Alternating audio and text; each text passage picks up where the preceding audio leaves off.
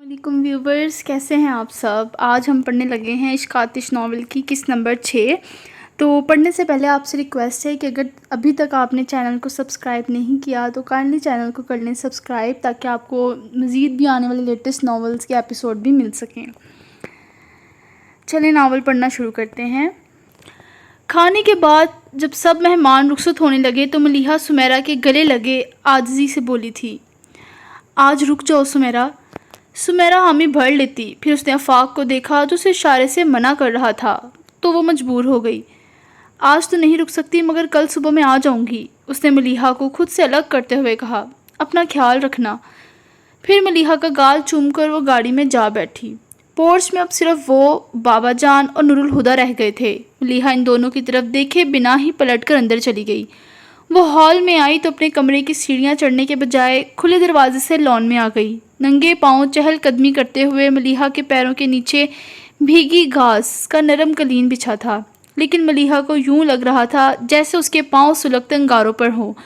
इस एहसास के बावजूद उसने टहलना बंद नहीं किया। बर्दाश्त के रास्तों पर एक ऐसा मोड़ आता है जहां पहुंचकर दर्द बेदर्द हो जाता है, और इसी इंतहा पर पहुंचकर सब्र के चादर ओढ़े इंसान ऐसी कैफियत से गुजरता है जहां सवाल करार का नहीं बेकरारी का हो जाता है। फिर जितना दर्द बढ़ता है उतना सुकून मिलता है। मलीहा भी खुद अजियती की इस कैफियत से गुजर रही थी, मगर चक्कर काट कर बार बार पलटते हुए वो एक बार पलटी तो सामने नूरुल हुदा थे। अच्छी खासी ठंड है और तुम यूं नंगे पांव भीगी घास पर चल रही हो, कोई शॉल वगैरह भी नहीं ली, बीमार पड़ जाओगी। सुहानी शाम थी और महबूब नज़रों के सामने। नूरुल हुदा शायद कुछ और कहना चाहते थे, फिर वो उसे टोके बगैर ना रह सके। एक बेमायनी जी बोलकर मलीहा उनके बराबर से गुजरती सीढ़ियों पर बैठकर सैंडल पहनने लगी।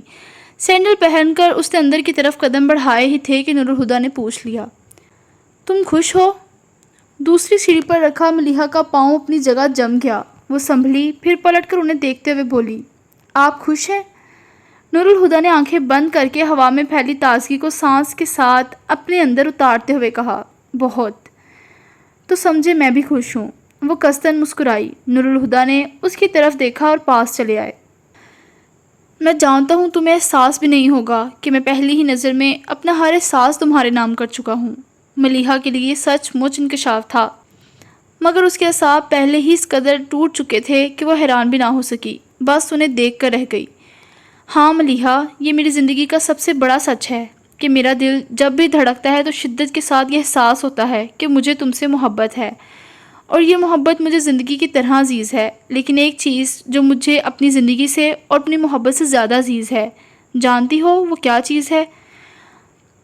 इन्होंने पूछा। मलीहा अब भी खामोश खड़ी बस उन्हें देखती रही। तुम्हारी मुस्कुराहट। इस दिन याद है जब मैं और बाबा वहाँ लॉन में बैठे थे? इन्होंने दूर लॉन चेयर्स की तरफ इशारा किया जिनकी सफ़ेदी अंधेरे में चमक रही थी। मलीहा ने यूं ही सर घुमाकर देखा। वो कह रहे थे, इन्होंने मुझसे पूछा था कि मलीहा से शादी करोगे, तो मैंने उनसे कहा था आई लव हर, लेकिन मैं मलीहा से शादी सिर्फ इस सूरत में करूँगा अगर मलीहा को एतराज़ ना हो। मलीहा को कुछ दिन पहले का वो मंज़र याद आया और नूरुल हुदा का जुमला भी, मैं मलीहा की खुशी की खातिर अपना दुख भी सह सकता हूँ। वो गायब दिमाग खड़ी थी कि अचानक ही नूरुल हुदा ने उसका हाथ थाम लिया। मलीहा ने उनकी तरफ देखा।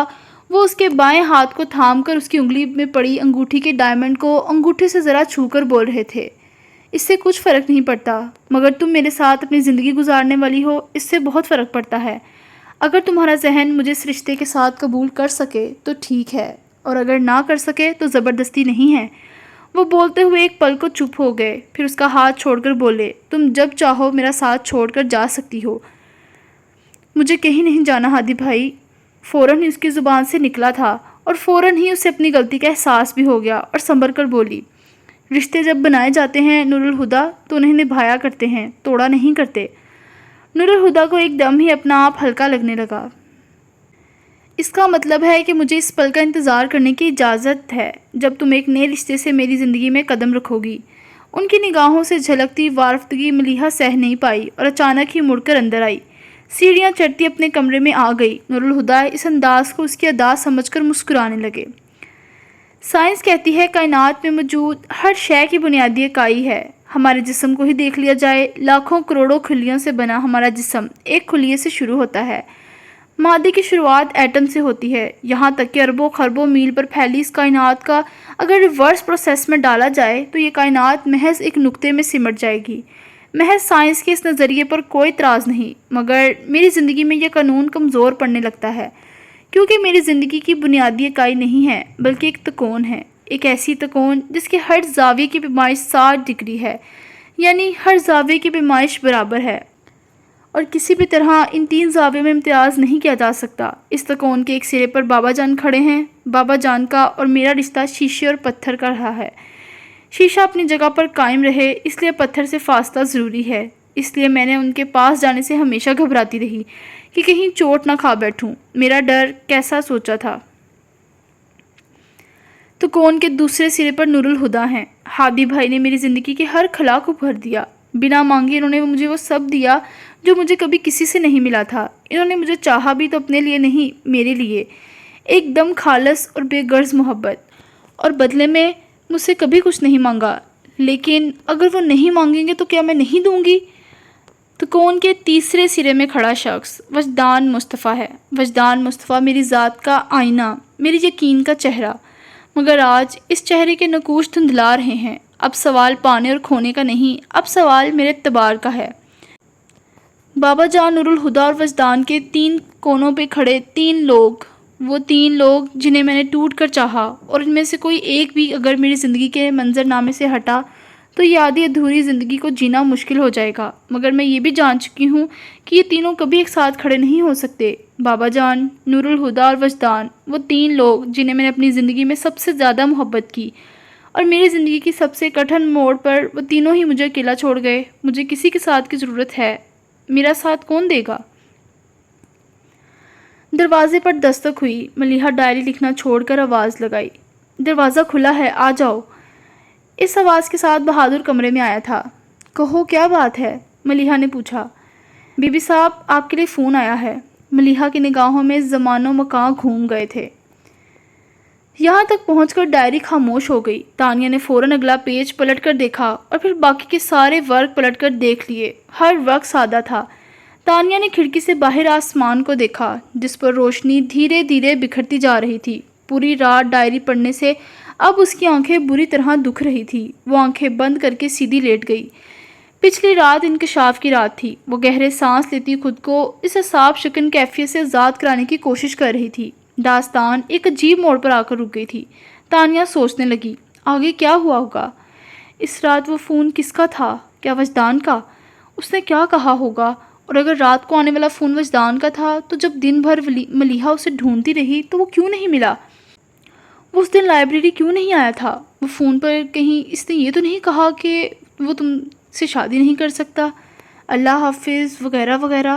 نہیں، اس نے فوراً اپنے قیاس کو رد کیا۔ اگر ایسا ہوتا تو ملیحہ پاپا سے شادی کر لیتی اور پاپا سے شادی کے بعد اسے قصر فاروقی میں ہونا چاہیے تھا، مگر وہ تو کہیں بھی نہیں ہے، کوئی اس کا نام تک لینا گوارا نہیں کرتا۔ تو کیا وجدان نے فون پر اپنے آنے کی وجہ بتا کر معذرت کر لی تھی اور اس کے بعد ملیحہ نے دادا جان کے سامنے شادی سے انکار کر دیا ہوگا؟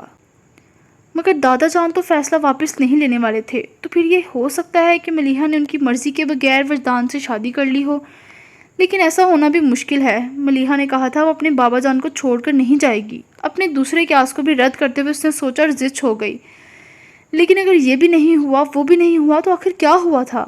ملیحہ اچانک کہاں گم ہو گئی؟ اس نے آخر کیا کیا تھا جو اس کا ذکر خود اس کے ہی گھر میں بین ہو گیا، اور برسوں گزر جانے کے بعد بھی نہ تو اس نے قصر فاروقی میں قدم رکھا، نہ کبھی کسی زبان پر اس کا نام آیا؟ اور پاپا اور دادا جان کے درمیان موجود خلیج کی شروعات کب اور کہاں سے ہوئی؟ منگنی کی رات تو سب ٹھیک تھا، پھر کیوں پاپا جان دادا جان سے متنفر ہوئے؟ وہ الجھتی ہوئی اٹھ بیٹھی۔ کیا مشکل ہے؟ میں نے تو سوچا تھا ملیحہ کی ڈائری قصر فاروقی کے رازوں سے پردہ اٹھا دے گی، پر اس نے تو اور بھی کئی معموں کو جنم دے دیا۔ کتنی عجیب سی بات ہے، پاپا جو ماما سے اتنی محبت کرتے ہیں، ماما سے پہلے کسی اور کو چاہ چکے ہیں، مگر پاپا کی محبت تو مکمل ہونے جا رہی تھی، ادھوری کیسے رہ گئی؟ کہانی کی ہر کڑی بیچ سے غائب ہو گئی تھی، اور ایسا کوئی نہیں تھا جو بتا سکے کہ حقیقت میں کیا ہوا تھا۔ اس نے گہرا سانس کھینچتے ہوئے خود کو ریلیکس کیا اور ایک نئے رخ پر سوچنے لگی۔ اس کہانی کے 4 ہی بنیادی کردار ہیں جو کہ سچ پر سے پردہ اٹھا سکتے ہیں، مگر یہ 2 کردار تو زبان بندی کے عہد پر کار فرما ہیں، تیسرے کردار منظر سے ہی غائب ہے، اور چوتھا کردار اچانک ہی کوئی خیال اسے آیا تھا، وجدان مصطفیٰ۔ یہ شخص میرے لیے یقیناً اجنبی ہے، مگر یہ نام نہیں، جسٹس وجدان مصطفیٰ۔ یہ محض میرا اندازہ ہے، مگر تصدیق تو کرنی پڑے گی۔ ASP شایان مصطفیٰ، میں نے سوچا تھا تم سے دوبارہ کبھی نہیں ملوں گی، لیکن اگر مجھے وجدان مصطفیٰ سے ملنا ہے تو تم سے ایک آخری ملاقات ناگزیر ہو گئی ہے۔ اس نے دل میں کہا۔ دادا جان شام کو آنے والے تھے، لیکن تانیہ رسک نہیں لینا چاہتی تھی۔ وہ ڈائری اٹھا کر دادا جان کے کمرے میں آ گئی اور احتیاط سے ڈائری واپس اسی جگہ رکھ دی جہاں سے کل اس نے اٹھائی تھی۔ اس کے بعد وہ اپنے کمرے میں آئی۔ وہ آفس جانے کی تیاری کرنے لگی۔ اس نے محسوس کیا آج کل پاپا اس پر کچھ زیادہ ہی نظر رکھے ہوئے تھے۔ انہوں نے تانیہ سے کچھ کہا تو نہیں تھا، مگر ان کی نظریں اب ہر وقت تانیہ کو چپتی تھی۔ تانیہ نہیں چاہتی تھی کہ اس کی طرف سے کچھ ایسا ہو کہ وہ چونک جائیں۔ آدھے گھنٹے میں تیار ہو کر وہ ڈائننگ ٹیبل پر چلی آئی۔ گڈ مارننگ ماما۔ گڈ مارننگ بابا۔ روز کی طرح ہی آج بھی دوپٹہ اور فائلز اس نے بازو میں دبوچے ہوئے تھے۔ بیگ سمیت باقی سب کچھ ساتھ والی چیئر پر ڈھیر کرتے ہوئے اس نے ہاتھ میں پکڑا موبائل بھی یوں ہی کرسی پر ڈال دیا۔ نظر کا چشمہ پھسل کر ناک کی نوک پر اٹکا تھا، جسے نور الہدیٰ نے ہاتھ مار کر صحیح کرتے ہوئے جواباً اسے گڈ مارننگ کہا، اور پھر اخبار کا صفحہ الٹنے لگے۔ مریم نے کچن کی طرف آواز لگائی، بہادر، تانیہ کے لیے ناشتہ لے آؤ۔ تانیہ ناشتہ کر رہی تھی کہ نور الہدیٰ نے اخبار سائڈ میں ڈالتے ہوئے مریم سے جوس کے لیے کہا۔ پاپا، ویسے آپ کی یہ عادت کافی الگ ہے۔ تانیہ چور سی نظروں سے اسے دیکھ رہی تھی۔ کون سی عادت؟ وہ سمجھے نہیں۔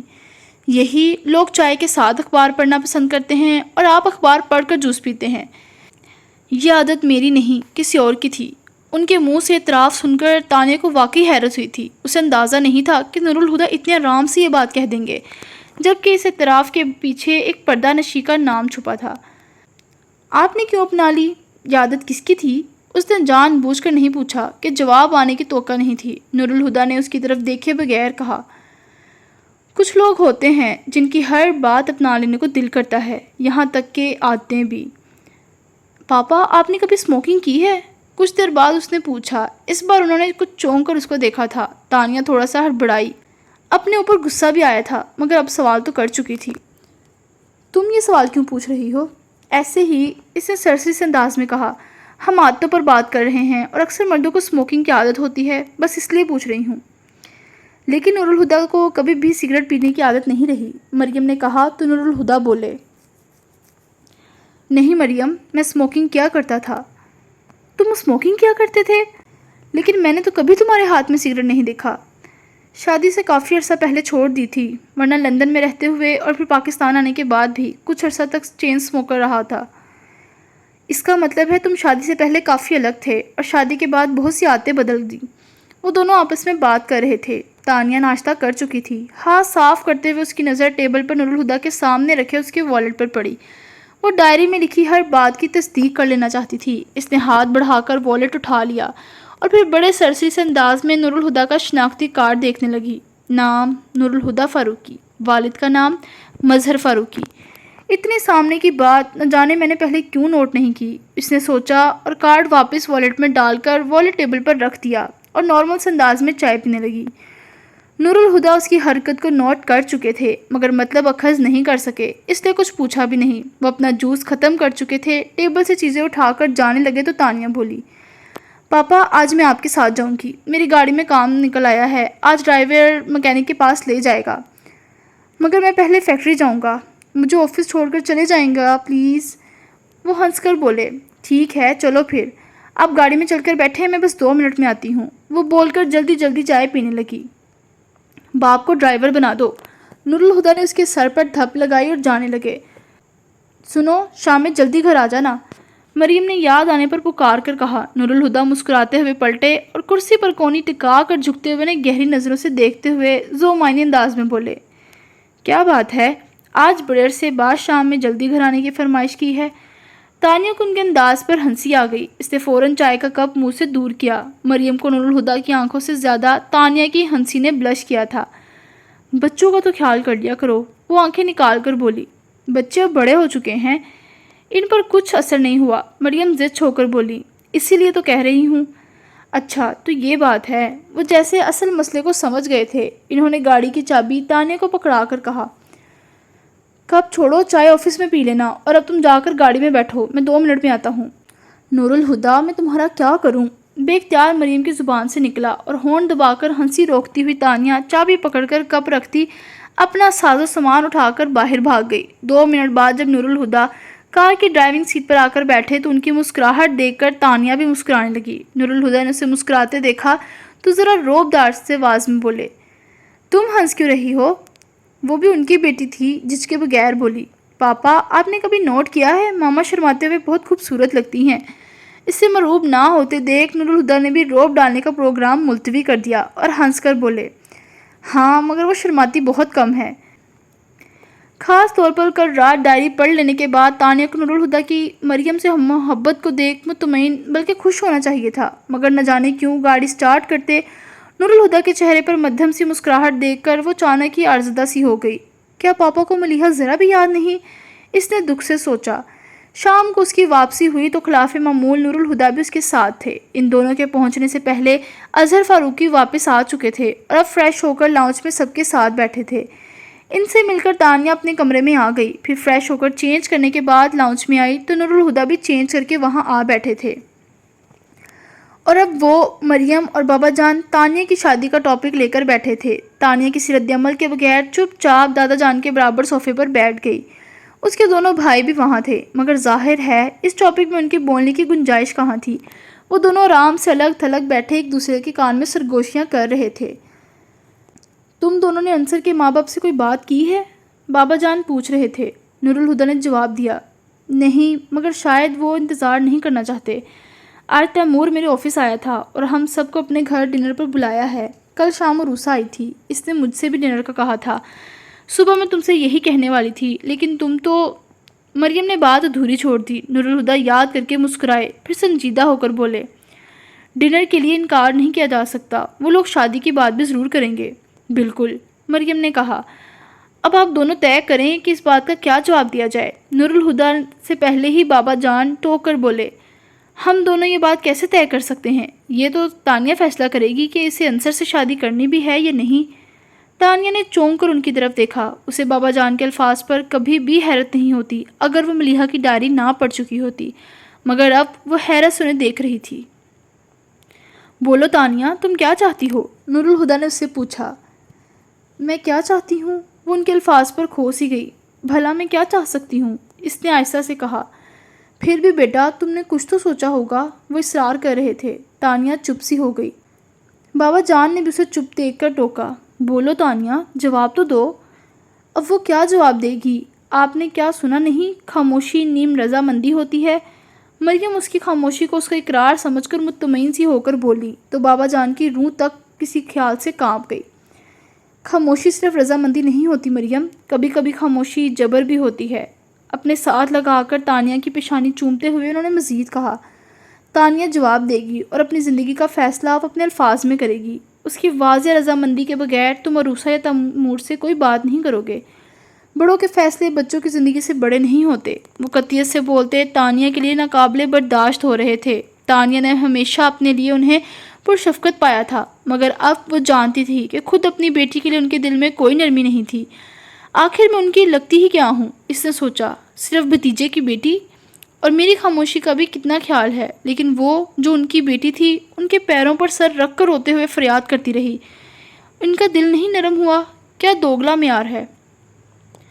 کفر زدہ انداز میں سوچتے ہوئے وہ ان سے الگ ہو کر دور بیٹھی۔ اسے ایک دم ہی احساس ہوا کہ وہ ملیحہ کے حق پر قبضہ کر بیٹھی ہے۔ اس نے اپنے چہرے کے تاثرات کو تو قابو میں رکھے، مگر آنکھوں سے ناگواری جھلک رہی تھی۔ کسی اور نے تو اس کی بیزاری کو محسوس نہیں کیا تھا، مگر نور الہدیٰ نہ صرف محسوس کر چکے تھے بلکہ حیران بھی تھے۔ تانیہ کو تو بابا جان کے ساتھ بیٹھنا بھی دوبڑ لگ رہا تھا۔ وہ اٹھی اور اپنے کمرے میں جانے لگی۔ سیڑھیاں چڑھتے ہوئے وہ رکی اور نور الہدیٰ کو دیکھنے لگی۔ آج اسے سمجھ آ گیا تھا کہ کیوں بابا جان کی تانیہ کے لیے محبت نور الہدیٰ کے لیے ناقابل برداشت تھی۔ میں جان گئی ہوں بابا، آپ ملیحہ کو نہیں بھلا سکے۔ آپ آج بھی اس سے محبت کرتے ہیں، آج بھی اس کی تکلیف آپ کو بے چین کیے ہوئے ہے۔ صبح اس خیال نے اسے افسردہ کر دیا تھا کہ نور الہدیٰ کو ملیحہ یاد نہیں، اور اب اس تصور نے اسے بے چین کر دیا کہ نور الہدیٰ ملیحہ کو نہیں بھولے تھے۔ ادھوری محبت کی یاد کس قدر درد دیتی ہے، یہ مجھ سے بہتر کون جان سکتا ہے، اس نے کرب سے سوچا تھا۔ اسی لیے وہ دوبارہ وجدان مصطفیٰ کی عیادت کے لیے اسپتال نہیں گئی، لیکن وہ فائزہ سے ان کی خیریت دریافت کرتی رہی تھی۔ پھر فائزہ سے اسے پتہ چلا کہ وجدان گھر جا چکے ہیں، انہیں میجر اٹیک ہوا تھا۔ تانیہ نے سوچا وہ کچھ دن مزید ریسٹ کر لیں تو ان سے ملنے چلے جائے گی۔ ان کے اسپتال سے ڈسچارج ہونے کے 2 ہفتے بعد شام میں تانیہ ان سے ملنے ان کے گھر جا پہنچی۔ ڈائری میں جو ایڈریس وجدان کے گھر کا تھا وہ PASCH کالونی کے کسی بنگلے کا تھا، جبکہ تانیہ اس وقت گلشن اقبال میں تھی۔ پہلے تو تانیہ نے بھی ان 2 الگ پتوں والی بات کو محسوس کیا، پھر اس میں سوچا ایک بار جا کر معلوم کر لینے میں کیا حرج ہے۔ گاڑی گیٹ کے باہر پارک کر کے اس نے سرمئی گیٹ والے بنگلے کی بیل بجا دی۔ واچ مین نے چھوٹا سا دروازہ کھول کر باہر جھانک کر دیکھا اور پوچھا، آپ کو کس سے ملنا ہے؟ میں شایان کی دوست ہوں، کیا وہ گھر پر ہیں؟ جی نہیں۔ گڈ، تانیہ نے دل میں سوچا۔ وجدان مصطفیٰ تو ہوں گے؟ جی وہ تو ہیں۔ تو پھر ان سے جا کر کہو میں ان سے ملنا چاہتی ہوں۔ وہ جی اچھا کہہ کر چلا گیا تو تانیہ سوچنے لگی، یہاں تک تو آ گئی ہو، لیکن یہ کیسے پہچانوں گی کہ یہ وجدان مصطفیٰ وہی وجدان مصطفیٰ ہے یا نہیں؟ خیر دیکھا جائے گا۔ اس نے سر جھٹک کر واچ مین کو دیکھا جو اسے اندر آنے کو کہہ رہا تھا۔ تانیہ گیٹ سے اندر آئی اور پھر ملازم نما کسی لڑکی کی رہنمائی میں لان کے بیچ بنی روش پر چلتی گھر کے اندر پہنچ گئی۔ اسے ڈرائنگ روم میں بٹھانے کا تکلف نہیں کیا گیا، بلکہ ملازم اسے لاؤنج میں لے آیا۔ لاؤنج میں قدم رکھتے ہی تانیہ کی نظر سامنے دیوار پہ لگی پینٹنگ پر گئی۔ وہ سیدھی اس پینٹنگ کی طرف آ گئی۔ خشک زمین، بنجر درخت کا آگ اگلتا سورج اور وہ درویش منشی۔ خوشی سے بے قابو ہوتی تانیہ نے کیپشن پڑھا، عشق آتش۔ یہ وہی پینٹنگ ہے۔ او میرے خدا، اس کا مطلب ہے میرا اندازہ ٹھیک تھا۔ ملازم اسے چھوڑ کر جا چکا تھا، لیکن وہ بچوں کی طرح خوش ہوتی لاؤنج کے صوفے پر آ بیٹھی، لیکن اسے فوراً ہی اٹھ جانا پڑا۔ پینٹنگ دیکھنے کے چکر میں اس نے کسی اور کی طرف دیکھا ہی نہیں تھا، مگر اب اس کی نظر لاؤنج کی دیوار پر ہی لگی تصویر پر پڑی تھی۔ وہ چونکتی ہوئی دیوار کے سامنے آ کھڑی ہوئی۔ اس نے جیسے یقین کرنے کے لیے فریم کے شیشوں کو انگلیوں سے چھوا تھا۔ یہ 100% ملیحہ فاروقی کی تصویر ہے، اس نے کہتے ہوئے غور سے اس تصویر کو دیکھا۔ کالی ساڑی میں ملبوس، ایک ہاتھ کھلے بالوں میں الجھائے، بے نیازی سے سامنے کی طرف دیکھ رہی تھی۔ اوہ، تو وجدان مصطفیٰ نے آخر آپ سے وہ سب کروا ہی لیا جو آپ کرنا نہیں چاہتی تھی، اس نے دل میں کہا۔ السلام علیکم۔ بھاری مگر پرکشش مردانہ آواز پر تانیہ نے گھوم کر دیکھا۔ اچھی خاصی ڈسٹریکٹ پرسنالٹی تھی۔ سیاہ بالوں میں سفیدی نے گھل کر ان کا رنگ سرمئی کر دیا تھا۔ سیاہ آنکھوں کی چمک جس نے کبھی ملیحہ کی آنکھوں کو کھیرا کیا تھا اب بجھ چکی تھی، مگر ان کی کشش تانیہ نے اتنے فاصلے کے باوجود محسوس کی۔ ہلکے آسمانی رنگ کے آرام دہ شلوار قمیض میں ان کے دراز سراپے کی وجاہت کم تو ہوئی تھی، لیکن ابھی تک ڈھلی نہیں تھی۔ ملیحہ نے اگر ان کی خاطر سب کچھ تیاگ دیا تھا تو اس کی کوئی غلطی نہیں تھی۔ یہ آج بھی اس قابل ہے کہ ان کی خاطر تخت و تاج چھوڑ دیا جائے تو جوانی میں تو عالم ہی کچھ اور ہوگا۔ وہ انہیں دیکھ کر سوچ رہی تھی۔ وجدان اس کی محویت کو محسوس کر کے ہلکا سا مسکرائے اور کہا، بیٹا اگر تمہارا تھیسس مکمل ہو چکا ہو تو بیٹھ جاؤ۔ آواز واقعی پرکشش تھی۔ وہ وجدان کی بات پر شرمندہ ہوتے ہوئے بھی سوچنے سے باز نہیں آئی۔ وہ صوفے پر بیٹھ چکی تو وجدان بھی اس کے مقابل بیٹھ گئے۔ اس نے بات شروع کرتے ہوئے کہنا شروع کیا، اصل میں حیران ہو رہی تھی کہ آپ میں اور شایان میں ذرا بھی مماثلت نہیں ہے، حالانکہ اس کے بالوں اور آنکھوں کا رنگ بھی آپ کی ہی طرح بلیک ہے، مگر وہ آپ سے کافی الگ دکھتا ہے۔ وہ مسکرائے اور پوچھا، کیا نام ہے تمہارا؟ تانیہ۔ اس نے جان بوجھ کر اپنا نام کا دوسرا حصہ نہیں بتایا۔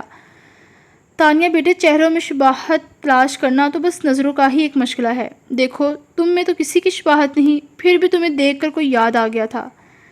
ملیحہ فاروقی؟ اس کا انداز جتاتا ہوا تھا۔ وجدان بھی محسوس کیے بغیر نہ رہ سکا۔ کیا کہا؟ ملیحہ فاروقی۔ اس بار اس کا انداز نارمل ہی تھا۔ یہ ملیحہ فاروقی ہے نا؟ اس نے تصویر کی طرف اشارہ کر کے کہا۔ شایان کی مدر اور آپ کی مسز؟ ہاں یہ ملیحہ ہی ہے، انہوں نے آہستہ آواز میں کہا۔ مگر تم نے کیسے پہچانا؟ میں نے شایان کے پاس ان کی تصویر دیکھی تھی، اطمینان سے جھوٹ بول رہی تھی۔ تم شایان سے ملنے آئی ہوگی؟ ایکچولی میں تو آپ سے ہی ملنے آئی تھی، سوچا آپ کی طبیعت کے ساتھ آپ کی دل کا حال بھی معلوم کر لوں۔ دل کا حال کیا بتاؤں، زمانے بیت گئے، اب تو یہ خبر بھی نہیں ہوتی کہ سینے میں دل ہے یا نہیں۔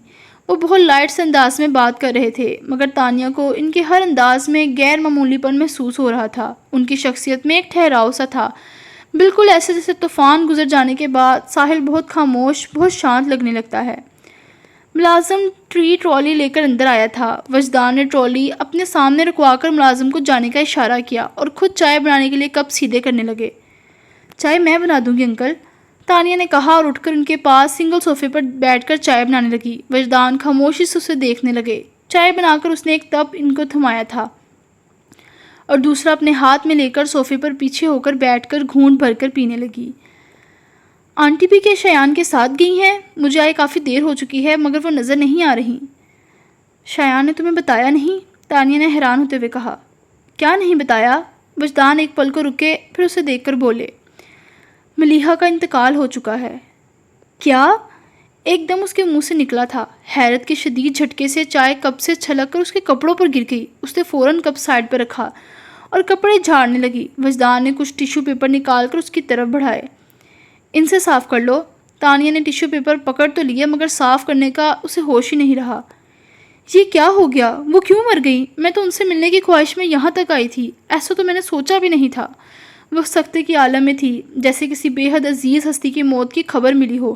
تانیہ کو خود بھی یہ محسوس کر کے حیرت ہوئی کہ اسے اس خبر پر صدمہ ہوا تھا۔ اس نے اپنا نچلا ہونٹ دبائے رکھا تھا، ورنہ شاید وہ رو ہی پڑتی۔ اسے خود بھی نہیں پتا تھا کہ ملیحہ اس کے اتنے قریب آ چکی تھی۔ اس کا دھواں دھواں سا چہرہ دیکھ وجدان فکر مند سے ہو گئے۔ کنٹرول یور سیلف بیٹا، انہوں نے کہا اور اٹھ کر اس کے پاس آ گئے۔ اس کے سر پر ہاتھ رکھ کر اسے ریلیکس کرنے لگے۔ مجھے اندازہ نہیں تھا تم اتنی حساس ہو۔ وہ نرمی سے اس کا سر تھپک رہے تھے۔ تانیہ نے بھی خود کو ریلیکس کرنے کے لیے گہرے گہرے سانس لیے، پھر وجدان کی کلائی پر ہاتھ رکھ کر بولی، بیٹھ جائیں انکل، میں اب ٹھیک ہوں، آپ پریشان نہ ہوں۔ بیٹھنے کے بجائے وجدان نے ٹیبل پر رکھے جگ سے گلاس میں پانی ڈال کر اسے دیا۔ تانیہ نے گلاس تھام تو لیا مگر ہونٹوں تک لے جانے کی زحمت نہیں کی۔ وجدان واپس اپنی جگہ پر بیٹھ چکے تھے۔ تانیہ انہیں دیکھا اور کہا، آئی ایم سوری انکل، میں نے آپ کو پریشان کر دیا۔ پریشان تو کیا ہے تم نے، پر اس میں سوری کہنے والی کیا بات ہے؟ بات تو ہے، انجانے میں ہی صحیح، پر میں نے آپ کا دکھ یاد دلا دیا۔ دکھ اور زندگی کا ساتھ بہت گہرا ہے تانیہ، جتنا بھی بچ کر چلو یہ سامنے آ ہی جاتا ہے، بھلا انہیں کوئی بھول کیسے سکتا ہے؟ تانیہ نے دیکھا وہ ہاتھ پھیلا کر جانے اپنی لکیروں میں کیا ڈھونڈنے لگے تھے۔ انکل، اس نے وجدان کو پکارا۔ وجدان نے اس کی طرف دیکھا۔ ملیحہ آنٹی کی ڈیتھ کو کتنا عرصہ ہو چکا ہے؟ 27 سال۔ اپنے ہاتھ کو سمیٹ کر مٹھی بناتے اپنے ماتھے پر ٹکا کر بولتے ہوئے وہ ایک پل کو بے چین ہوئے تھے۔ 27 سال گزر گئے، تانیہ نے دل میں کہا، پھر زبان سے بولی، شایان تو اس وقت بہت چھوٹا ہوگا۔ وہ اپنے آپ سے چونکے، پھر اس کے لفظوں پر دھیان دے کر کہا، شایان کی پیدائش اور ملیحہ کی وفات ایک ہی دن ہوئی تھی۔ تانیہ کو سچ مچ اپنے سامنے بیٹھے شخص پر ترس آنے لگا۔ انکل اب میں چلتی ہوں۔ وہ اٹھ کھڑی ہوئی۔ وہ آئی تو انکشاف سننے کے لیے تھی، پر جو انکشاف سنا تھا اس نے تانیہ کے دل و دماغ کو ہلا کر رکھ دیا۔ وجدان نے سر اٹھا کر اسے دیکھا، پھر اسے باہر تک چھوڑنے کے لیے اٹھ کھڑے ہوئے۔ وہ دونوں باہر نکلے ہی تھے کہ گاڑی پورچ میں آ کر رکی اور شایان ڈرائیونگ سیٹ کا دروازہ کھول کر اترتا حیرت سے بولا، تانیہ تم کب آئی؟ کافی دیر ہو گئی ہے مگر اب میں چلوں گی، اللہ حافظ۔ وہ کہیں روک نہ لے اس خیال سے وہ جلدی سے بول کر تیزی سے چلتی گیٹ سے باہر نکل آئی۔ اپنی کار سٹارٹ کر کے کسی طرف دیکھے بغیر وہ سیدھی نکل گئی۔ شایان کار کا دروازہ کھولے ابھی تک گیٹ کی طرف ہی دیکھ رہا تھا۔ وجدان بہت غور سے اس کے چہرے کو دیکھ رہے تھے۔ پاس آ کر شایان کے کندھے پر ہاتھ رکھ کے انہوں نے اسے متوجہ کیا۔ کیا بات ہے برخودار؟ شایان نے چونک کر انہیں دیکھا اور یوں ہی ہنس دیا، پھر پوچھنے لگا، آپ کو تانیہ کیسی لگی؟ وہ سوچنے لگے، اچھی ہے مگر کچھ جذباتی سی ہے، لیکن کیا فرق پڑتا ہے، کون سا میرا بیٹا جذباتیت میں کسی سے پیچھے ہے؟ ابو، ان کے ہنسنے پر جذبت ہوتے ہوئے اس نے کار کا دروازہ بند کیا، پھر وجدان کے شانوں پر بازو پھیلائے اندر آ گیا۔ انہیں ان کے بیڈ روم میں چھوڑ کر وہ چینج کرنے کے لیے اپنے روم میں جانے لگا تو وجدان نے اسے روکا، میرے پاس آ کر بیٹھو۔ وہ نزدیک ہی کارپیٹ پر بیٹھ گیا اور سر ان کی گود میں رکھ دیا۔ کچھ دیر تک وجدان کچھ بولے بنا ہی اس کے بال سہلاتے رہے، پھر اس سے مخاطب کر کے کہا، شایان مجھے واقعی لگتا ہے تمہیں اب شادی کر لینی چاہیے۔ مجھے بھی ایسا ہی لگتا ہے، اس نے ان کا چہرہ دیکھتے ہوئے کہا۔ تو کوئی لڑکی بھی پسند کی ہے یا یہ کام بھی مجھے کرنا ہوگا؟ لڑکی تو پسند کی ہے ابو۔ اور وہ لڑکی کون ہے؟ بول کر وجدان اس کے منہ سے تانیہ کا نام سننے کا انتظار کرنے لگے۔ شایان ان کا ہاتھ تھام کر بولا، ابو میں فائزہ سے شادی کرنا چاہتا ہوں، شایان نے کہا اور خاموشی سے کمرے سے باہر آ گیا۔ وجدان اسے جاتا ہوا دیکھنے لگے۔ سب گھر والے لان میں تھے۔ تانیہ نے کار پورچ میں کھڑی کی اور خود بھی اس طرف آ گئی جہاں نور الہدیٰ کے علاوہ سب موجود تھے۔ وہ بیٹھ چکی تو مریم نے پوچھا، چائے منگواؤں تمہارے لیے؟ رہنے دے ماما، موڈ نہیں ہے، اس نے تھکے تھکے سے انداز میں منع کر دیا اور بابا جان کو دیکھنے لگی۔ کیا کروں؟ کیا دادا جان کو بتا دوں کہ جس بیٹی کو سزا دینے کے لیے برسوں سے اس کا نام ان کی زبان پر نہیں آیا، وہ ہر چیز سے بے نیاز ہو چکی ہے؟ جس سے محبت کرنے کے جرم میں گھر سے نکالا تھا، وہ ان کے دل سے تو نہ نکل پائی پر دنیا چھوڑ گئی، لیکن کیا واقعی یہ نہیں جانتے کہ ان کی بیٹی مر چکی ہے؟ اس نے سوچا، ہاں یہ نہیں جانتے ہوں گے، اگر جانتے تو ملیحہ کی سزا ختم ہو جاتی، قصر فاروقی میں ان کے نام کی فاتحہ پڑھی جاتی اور ملیحہ کی ڈائری کو سینے سے لگانے کے بجائے دادا جان ملیحہ کی زندہ نشانی شایان کو سینے سے لگاتے۔ پر یہ کیسی انا ہے کہ بیٹی کی ڈائری کو سینے سے لگا کر اس کی تصویر کو گھنٹوں دیکھتے ہوئے دل ہی دل میں اسے یاد تو کر سکتے ہیں مگر اس کی خبر نہیں لے سکتے۔ 27 سال میں ایک بار پلٹ کر نہیں دیکھا کہ وہ زندہ ہے یا مر چکی۔ اور پاپا، اس کے دل میں ٹھیس اٹھی۔ پاپا سے کیسے کہوں گی کہ جس کی محبت کا بوجھ قرض کی طرح اٹھا رکھا ہے، وہ تو اپنا فرض بھی نہیں نبھا سکی، وجدان کی خاطر سب کچھ چھوڑنے والی آخر اسے بھی چھوڑ گئی اور اپنے بیٹے کو بھی۔ اس کے دل کی حالت عجیب ہو رہی تھی۔ وہ چینج کرنے کا کہہ کر اٹھی اور اپنے کمرے میں آ گئی۔ فائزہ ابھی آفس سے آئی تھی اور آتے ہی بیڈ پر ڈھیر ہو گئی۔ سستی سے لیٹی وہ سوچ ہی رہی تھی اٹھ کر چینج کر لے، پر تھکن ایسی تھی کہ اٹھنا مشکل لگ رہا تھا۔ تبھی ہارن کی آواز سنائی دی۔ فائزہ اس ہارن کو پہچانتی تھی۔ وہ چھلانگ لگا کر بستر سے اٹھی اور کھڑکی سے نیچے پورچ میں جھانک کر دیکھا، پھر زور سے چلائی، وجدان انکل! گاڑی سے اترتے وجدان نے آواز کی سمت دیکھا تو فائزہ نے ہاتھ ہلایا اور پہلے سے بھی زیادہ اونچی آواز میں بولی، میں نیچے آ رہی ہوں۔ پھر چپل پہنے بغیر ہی بھاگتی باہر آ گئی۔ کیا ہو رہا ہے بھائی؟ وجدان اس کی تیز رفتاری پر بولے۔ وہ ان کے شانے سے لگ گئی۔ اسپتال سے ڈسچارج ہونے کے بعد آپ پہلی بار گھر آئے ہیں، میں نے سوچا سب سے پہلے میں آپ کو ویلکم کروں، لیکن آپ خود ڈرائیو کر کے کیوں آئے ہیں؟ شایان کدھر ہے؟ اسے احساس نہیں کہ ابھی ڈرائیونگ آپ کو نہیں کرنی چاہیے؟ وہ لڑاکا عورتوں کی طرح دونوں ہاتھ کمر پر رکھ کر بول رہی تھی۔ وجدان اس کے اسٹائل پر مسکرا کر کہنے لگے، شایان کی کوئی غلطی نہیں، وہ صبح سکھر جا چکا ہے۔ کیا؟ وہ صدمے سے چلائی۔ وہ بغیر بتائے چلا گیا؟ آ لینے دیں، ایسی خبر لوں گی کہ یاد رکھے گا، سچ میں بہت ماروں گی، اور آپ بیچ میں نہیں بولیں گے۔ بالکل نہیں بولوں گا، وہ اسے دلچسپی سے دیکھ کر کہہ رہے تھے۔ اندر چلیں؟ اوہو، اسے اپنے سر پر ہاتھ مارا تھا، میں تو بھول ہی گئی۔ آئیے انکل اندر چلیں۔ وہ فائزہ کے ساتھ اندر آئے اور سیدھا اس کی نانی کے روم میں چلے آئے۔ وجدان کو دیکھ بستر پر لیٹی بزرگ خاتون اٹھنے لگی تو وجدان نے آگے بڑھ کر انہیں سہارا دیتے ہوئے تکیہ اونچا کر کے آرام سے بٹھا دیا۔ خالہ، آپ بہت کمزور ہو گئی ہیں، اپنا بالکل خیال نہیں رکھتی۔ وجدان خفا ہو رہے تھے۔ وہ کمزور سی آواز میں بولی، ہمارا کیا پوچھتے ہو بیٹا، ہماری تو عمر ہو چکی ہے، پر تم کیا اپنے دل کو روگ لگا بیٹھے ہو؟ روگ تو پرانا ہے خالہ، رنگ اب دکھا رہا ہے، اور عمر تو میری بھی ڈھل چکی ہے، اب اور کتنا جیون ہوگا، 27 سال گزار لیے، اب اور جیا بھی نہیں جاتا۔ وجدان کی آنکھوں میں نمی جھلکی تھی، جیسے پلکیں جھپک کر وجدان نے ہمیشہ کی طرح اپنے اندر اتار لیا۔ دل جلانے کی باتیں نہ کرو وجدان، وہ دہل گئیں۔ آج تک ملیحہ کا زخم تازہ ہے، گود کھلائی بچی کیسی بھری عمر میں قبر کی ہو گئی، ہم تو ہاتھ ملتے رہ گئے۔ ان کی بڑی آنکھیں چھلک پڑی تو وجدان نے ان کے گرد بازو لپیٹ کر اپنے ساتھ سمیٹ لیا۔ فائزہ کے پاپا وجدان کے آنے کا سن کر کمرے میں آئے تھے۔ آگے کا منظر دیکھ دروازے میں ہی رکے۔ کونے میں چپ چاپ کھڑی فائزہ نے انہیں دیکھا تو آہستہ سے بتایا، نانی اماں ملیحہ آنٹی کو یاد کر کے رو رہی ہیں۔ انہوں نے ہونٹ بیچ لیے۔ وہ وجدان کی طرف دیکھا جنہوں نے اسی پل نظریں اٹھائی تھی۔ ان آنکھوں میں قیامت کے آثار تھے۔ وجدان دھیرے سے اٹھ کر باہر چلے گئے۔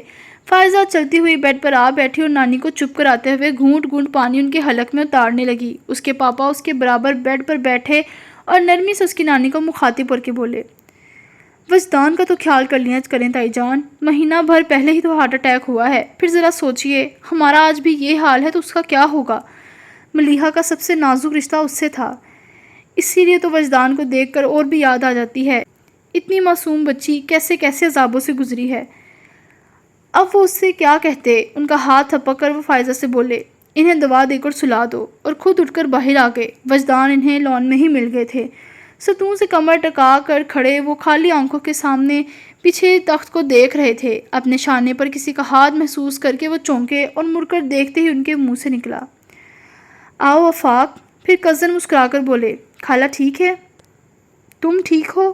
آفاق ان کا چہرہ دیکھ کر بولے۔ انہوں نے نظریں چرا کر آہستہ سے کہا، اب تو عادت سی ہو گئی ہے۔ پھر سر جھٹک کر خود کو نارمل کرتے ہوئے کہا، آفاق یار تم سے بات کرنی تھی۔ ہاں کہو۔ یہاں نہیں، کمرے میں چلتے ہیں اور تم سمیرا بھابی کو بھی وہیں لے آؤ۔ ایسی کیا بات ہے؟ بتا دوں گا، پہلے کمرے میں تو چلو، وجدان نے کہا تو آفاق انہیں اپنے روم میں لے آئے۔ آتے ہوئے سمیرا کو بھی کمرے میں آنے کا کہہ دیا۔ سمیرا کمرے میں آئی تو وہ دونوں صوفوں پر بیٹھے تھے۔ ان پر نظر ڈال کر وہ بھی وہیں آفاق کے ساتھ بیٹھ گئی۔ ہاں بولو، آفاق وجدان سے بولے۔ وجدان نے ایک نظر ان کے چہروں کو دیکھا اور پھر کہنے لگے، بات یوں تو بہت سیدھی ہے، شایان جوان ہو چکا ہے اور مجھے لگتا ہے اب اس کی شادی کر لینی چاہیے۔ ویسے عام طور پر ماؤں کو بیٹوں کے سر پر صحرا سجانے کا شوق ہوتا ہے، پر شایان کی ماں تو ہے نہیں، اس لیے یہ کام بھی مجھے ہی کرنا ہوگا۔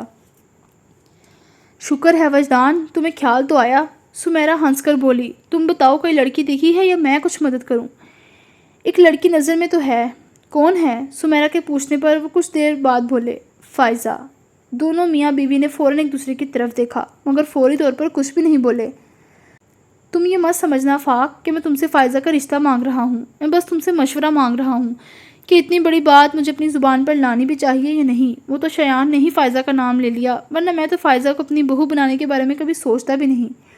آفاق حیرت کے ابتدائی جھٹکے سے سنبھل چکے تھے، انہیں دیکھ کر بولے، کیوں وجدان، میری بیٹی میں کیا کوئی کمی ہے؟ وجدان کے ساتھ سمیرا نے بھی انہیں چونک کر دیکھا اور بولے، میرا مطلب یہ نہیں تھا آفاق، فائزہ ہر لحاظ سے بہترین ہے، مگر شایان کو فائزہ کے حوالے سے قبول کرنا شاید تمہارے لیے مشکل ہو۔ شایان تمہارا اور ملیحہ کا بیٹا ہے، اس حوالے کے بعد انکار کی کوئی گنجائش نہیں بچتی، مگر فائزہ سے پوچھنا ہوگا، اگر اس سے کوئی اعتراض نہیں ہوا تو مجھے بھی نہیں ہوگا۔ وجدان نے کہا، تم نے میرے بیٹے کے سامنے مجھے شرمندہ ہونے سے بچا لیا، بلکہ میری زندگی میں وہ کون سا مقام ہے جہاں تم نے میرا ساتھ نہیں دیا؟ یاد نہیں آتا آفاق، میں نے وہ کون سی نیکی کی تھی جو اللہ نے مجھے تم جیسا دوست دیا ہے؟ میں نے کبھی تم پر کوئی احسان نہیں کیا، بس دوستی نبھائی ہے، اور اب ایک اور لفظ مت کہنا۔ آفاق نے اسے ڈپٹ کر کہا تو وہ ہلکا سا مسکرا دیا۔ فائزہ کو جب اس پرپوزل کے بارے میں پتہ چلا اور ساتھ ہی سمیرا نے یہ بھی بتایا کہ شایان نے خود اسے شادی کی خواہش ظاہر کی ہے تو وہ چپ سی ہو گئی۔ ان کے پوچھنے پر بھی اتنا ہی کہا کہ میں سوچ کر بتاؤں گی۔ شایان کے لیے فائزہ کی خاموشی حیران کن تھی۔ جب سے وجدان نے اسے فون پر بتایا تھا کہ وہ آفاق اور سمیرا سے رشتے کی بات کر چکے ہیں، اسے فائزہ کی طرف سے کسی دھماکے کا انتظار تھا، مگر وہاں بس ستور خاموشی تھی۔ حالات کا جائزہ لینے کے لیے اس نے سمیرا سے بھی فون پر بات کی تھی، پر انہوں نے پرپوزل کے بارے میں کوئی بات ہی نہیں کی اور براہ راست فائزہ سے بات کرنے کی اس میں ہمت نہیں تھی۔ اسے پتہ تھا وہ اس پر چڑھائی کر دے گی۔ ڈی آئی جی آفس میں اسے میٹنگ کے لیے کال کیا گیا تھا۔ 1.5 گھنٹے کی میٹنگ کے بعد وہ اپنے آفس میں آیا اور سیٹ پر بیٹھ کر اپنا موبائل آن کیا جو اس نے میٹنگ کے دوران بند کر رکھا تھا۔ فائزہ کی طرف سے 14 مس کالز الرٹ تھے۔ وہ اپنی سیٹ پر ریلیکس ہو کر بیٹھا تھا۔ چونک کر سیدھا ہوتے دونوں کونیاں ٹیبل پر ٹکاتے وہ سوچنے لگا، آخر فائزہ نے اتنی بار کال کرنے کی کوشش کیوں کی ہوگی؟ پھر کچھ سوچ سمجھ میں نہیں آیا تو موبائل پر اس کا نمبر ڈائل کرنے لگا۔ پہلی ہی بیل پر اس کی کال ریسیو کر لی گئی۔ شایان کے ہیلو بولنے سے پہلے ہی فائزہ کی تیز مگر رندی ہوئی آواز فون پر سنائی دی تھی، شایان تم فوراً کراچی آ جاؤ۔ کیوں، کیا ہوا؟ وہ پریشان ہو کر بولا، تم بس گھر آ جاؤ شایان، جتنی جلدی ہو سکے آ جاؤ۔ اس کے مستقل رونے پر شایان کو اچانک ہی وجدان کا خیال آیا۔ اسی خیال سے خوف زدہ ہو کر وہ تیز سے بولا، فائزہ ابو ٹھیک ہے؟ ہاں۔ اب کہ وہ خود پر قابو پا کر بولی، انکل خیریت سے ہیں، مگر تانیہ، اتنا بول کر وہ رونے لگی۔ تانیہ کو کیا ہوا ہے؟ شایان تانیہ نے خودکشی کر لی ہے۔ کیا کہہ رہی ہو؟ اس کی آواز پھٹ پڑی۔ اس کی حالت بہت خراب ہے شایان، اس نے اپنی دونوں کلائیاں کاٹ لی ہیں، ڈاکٹر کہہ رہے ہیں اس کی حالت بہت سیریس ہے، وہ مر جائے گی۔ شایان تانیہ مر جائے گی، بس تم فوراً آ جاؤ۔ اس نے اتنا ہی کہا تھا کہ لائن کٹ گئی۔ شایان کے ہوش گم ہو چکے تھے۔ اس نے اپنی کلائیاں کاٹ لی؟ شایان کے کانوں میں فائزہ کی آواز گونجی اور اسے لگا کوئی تیز دھار چیز اس کے شہرک میں پھر گئی ہو۔ اس کی حالت بہت خراب ہے۔ شایان کی خود کی حالت ایسی ہو رہی تھی جیسے جسم میں جان ہی نہ رہی ہو۔ وہ مر جائے گی، تانیہ مر جائے گی۔ نہیں، شایان کے اندر کوئی بلاسٹ ہوا تھا۔ وہ اپنی سیٹ سے اٹھا اور آندھی طوفان کی رفتار سے باہر دوڑا تھا۔ पुलिस स्टेशन में मौजूद लोगों ने हैरत से एएसपी शयान मुस्तफ़ा को दीवानों की तरह भागते हुए देखा। कुछ ने इसे आवाज़ भी दी मगर उसकी तेज़ी में कोई फ़र्क नहीं आया। जीप में बैठकर इसने इंजन स्टार्ट किया और एक्सीलरेटर को पूरी तरह दबाते हुए झटके से जीप आगे बढ़ा दी। सर जी की आवाज़ें लगातार उसके पीछे आ रही थी। सामने से आता कांस्टेबल ऐन वक्त पर छलांग लगाकर साइड में हो गया, वरना शयान की जीप उसे रोनते हुए गुजर जाती। शयान से बात करते करते फायजा ने बीच में खुद ही लाइन डिस्कनेक्ट कर दी और अब वो हिसाब लगा रही थी। सक्कर से कराची तक ड्राइव करते हुए 2.5 से 3 घंटे की है, मगर शयान ज़्यादा से ज़्यादा 2 घंटे में कराची पहुंच जाएगा। आधा घंटा मज़ीद लगेगा घर आने में, यानी मेरे पास 2 घंटे एक्स्ट्रा हैं। इसके बाद मेरा काम शुरू हो जाएगा। फिर वो आराम से बेड पर लेटकर मैगज़ीन पढ़ने लगी, जो वो शयान का फ़ोन आने से पहले पढ़ रही थी। जब 2 घंटे गुजर गए तो वो बेड से उठी और नीचे किचन में आ गई, जहाँ सुमेला रात के खाने के लिए मुलाजिमों को हदायत दे रही थी। मम्मी, इसने बीच में उन्हें मुखातिब किया। अंदाज ऐसा था जैसे सख्त फिक्रमंद हो। क्या हुआ? सुमेला उसकी आवाज़ पर मुड़ी, फिर उसकी शक्ल देखकर परेशान हो गई। मम्मी, अभी वजदान अंकल का फ़ोन आया है। उनकी तबीयत बहुत ख़राब हो रही है। कह रहे थे कि सीने में दर्द है। आप प्लीज़ जल्दी जाकर मालूम करें, कहीं उनकी तबीयत ज़्यादा ख़राब तो नहीं। अचानक क्या हो गया उसे? अभी कल तो आफाक से अपने साथ चेकअप के लिए लेकर गए थे। डॉक्टर ने कहा सब ठीक है। वो वाकई फ़िक्रमंद हो गई थी। हार्ट पेशेंट का क्या पता, कभी भी तबीयत ख़राब हो सकती है। मम्मी प्लीज़ आप जाएं ना अंकल के पास, मुझे बहुत फ़िक्र हो रही है। हाँ जाती हूँ, जवाद से कहो गाड़ी निकाले। वो तेज़ तेज़ बोलती किचन से बाहर आकर कमरे में चली गई। फायजा फ़ौरन अपने भाई के पास आकर बोली, उठ जाएं जवाद भाई, अम्मी कह रही हैं गाड़ी निकालें। उन्हें वजदान अंकल के घर जाना है, उनकी तबीयत बहुत ख़राब है। जवाद जल्दी से उठ बैठा। तुम्हें किसने बताया? अंकल का फ़ोन आया था, मगर आप देर मत करें, जल्दी से गाड़ी निकालें। जवाद फ़ौरन उठ गया और चाबी उठाकर बाहर भागा। फायजा सुमेरा के कमरे में आई। वो चादर ओढ़कर तैयार खड़ी थी। जवाद उठ गया? फायजा को देखकर उन्होंने पूछा। भाई गाड़ी में आपका इंतज़ार कर रहे हैं। इतना सुनकर ही वो बाहर निकली। पीछे आती फायजा मासूमियत से बोली, मम्मी मैं भी चलूँ? नहीं, उसकी तवक्का के मुताबिक उन्होंने मना कर दिया। अम्मी अकेली हो जाएंगी और तुम्हारी चच्ची भी मेकी गई हैं, वरना वो संभाल लेती। इन्हें खाना खिलाकर टाइम से दवा दे देना। और तुमने अपने पापा को फ़ोन किया?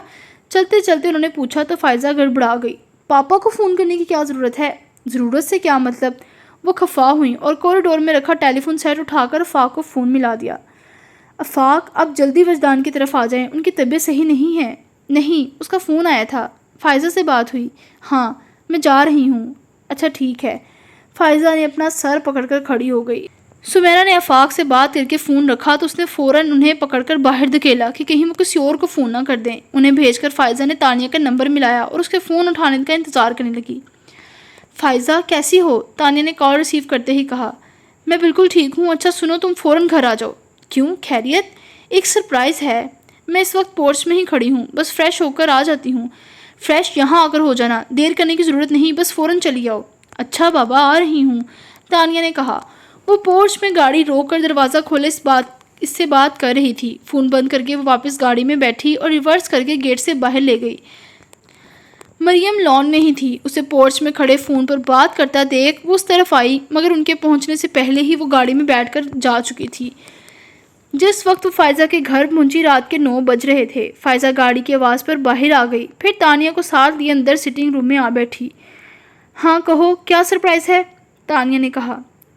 शयान ने मुझे प्रपोज़ किया है। फायजा ने बाजू लपेट कर उसे देखते हुए सपोर्ट लहजे में कहा। तानिया कुछ देर बोल नहीं पाई।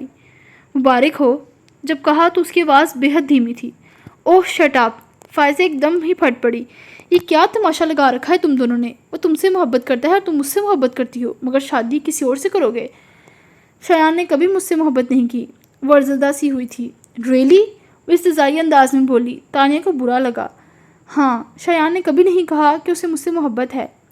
तुमसे नहीं कहा होगा, मगर मेरे सामने उसने सैकड़ों बार इतराफ़ किया है कि वो तुम्हें चाहता है। वो तब कर बोली। तानिया बस उसे देख कर रह गई। अब वो टहल टहल कर अपने गुस्से पर काबू पाने की कोशिश करते हुए ज़ोर ज़ोर से बोल रही थी।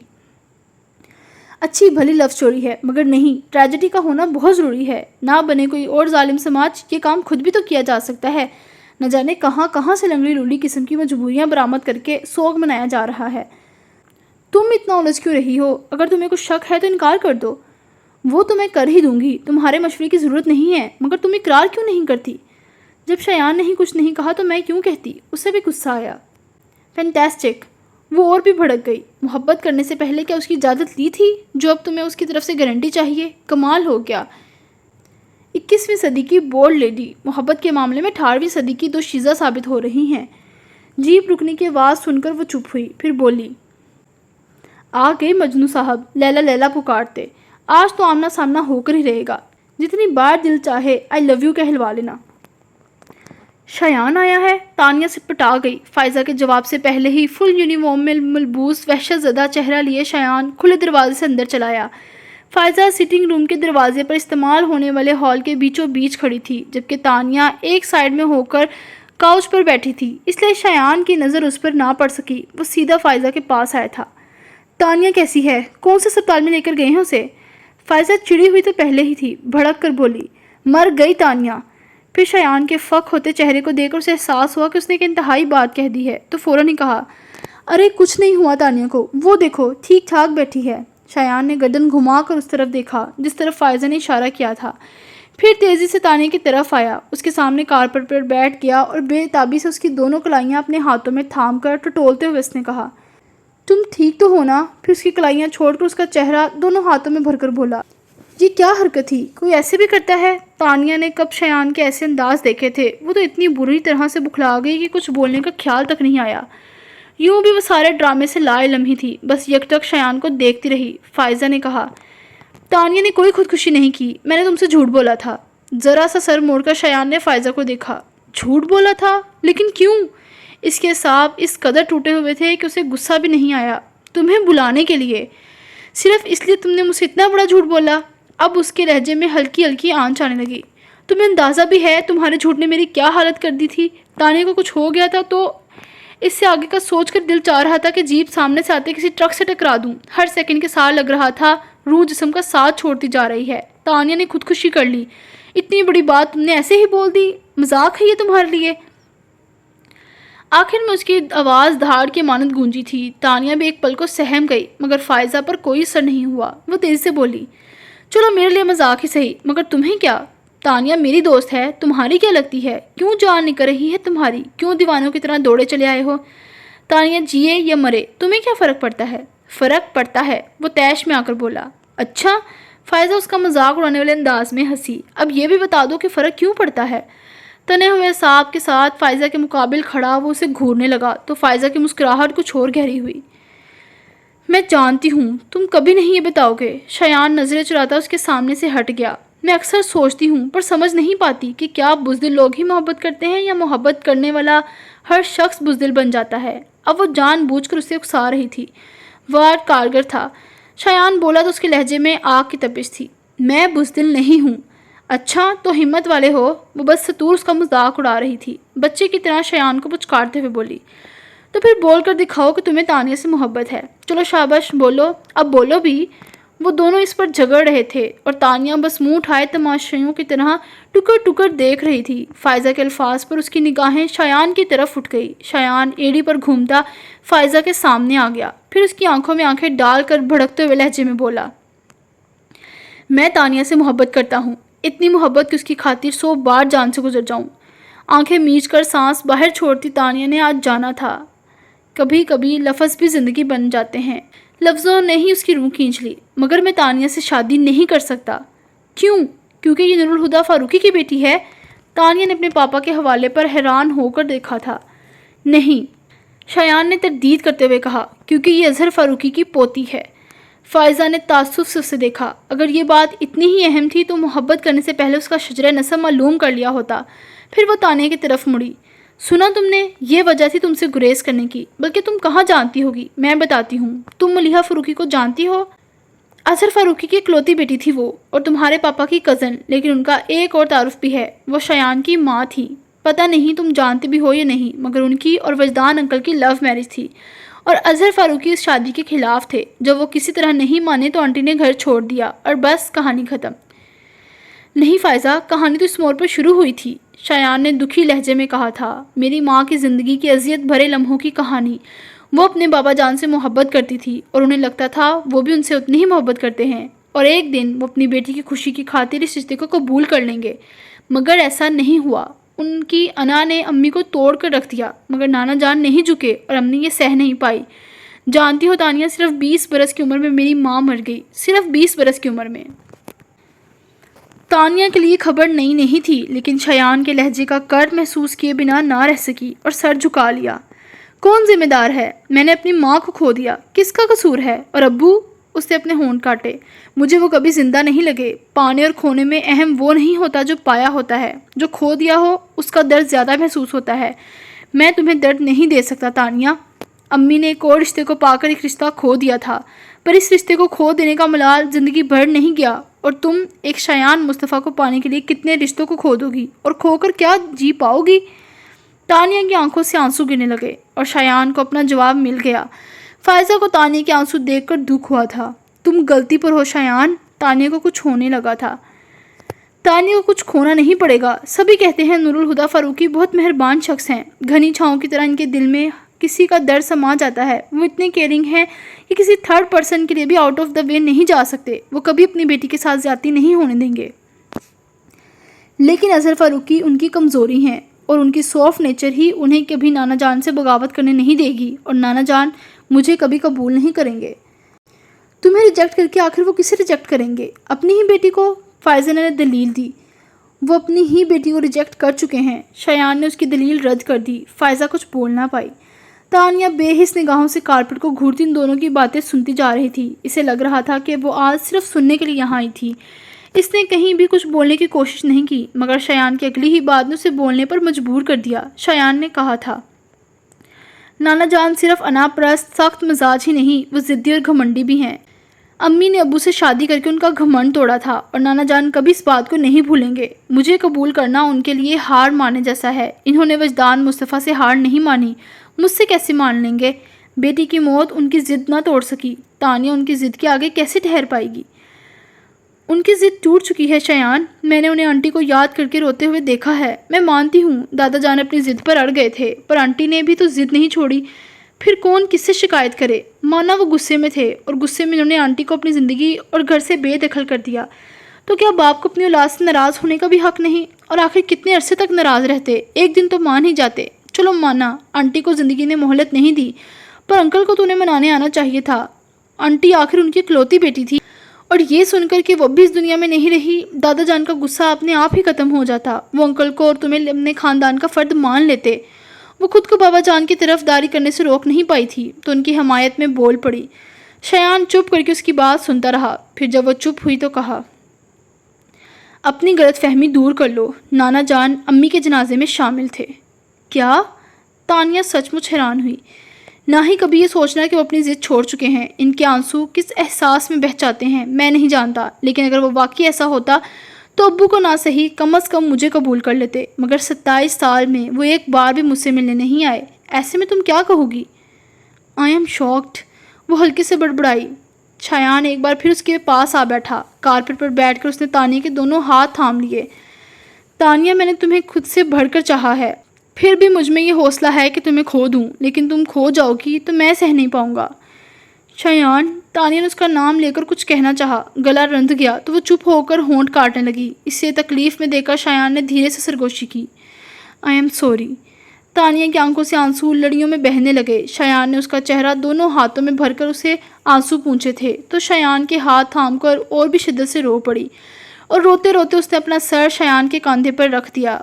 وہ اس کے شانے سے لگی تڑپ تڑپ کر رو رہی تھی، اور شایان لب بھنجے ساکت۔ وہ شخص جسے آپ کبھی تکلیف نہ دینا چاہیں، پھر آپ کے ہاتھوں تکلیف اٹھا کر آپ کے ہی شانے پر سر رکھ کر روئے تو آپ کیا کریں گے؟